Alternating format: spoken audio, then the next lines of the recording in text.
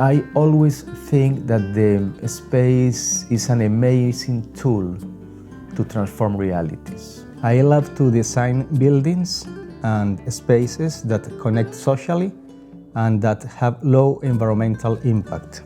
I am Alejandro Echeverri. I am an architect from Medellin, Colombia, and I am the director of URBAM.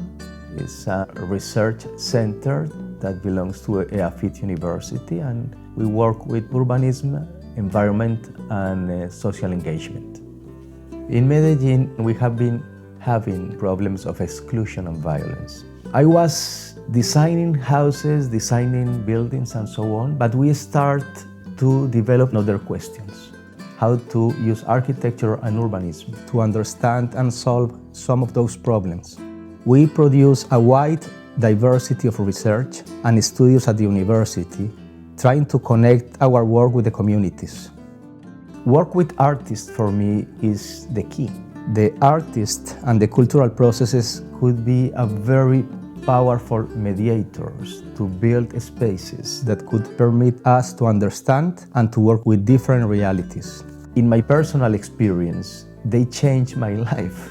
I think the films and the writers and some artists that could translate the reality of Medellin explain to me in a very poetic but also a very strong way what was happening in Medellin. We have different realities. We can live in a very encapsulated reality, but the real city happens differently. At the same time, Sergio Fajardo won an election, and he invited me to develop the political program in terms of the urban processes. So I went from private practice to education and then to the government, connected with politics, and to start to apply and to develop some ideas that could link architecture with a new narrative of inclusion in Medellin. One of the reasons I am in the Loeb Fellowship is because I needed time to think, time to rethink, and time to change as well, to build a new questions and to see what happens. Since I came to the GSD, I've been on a jury at reviews, I've been to some classes and given talks. For me, the most interesting are the students.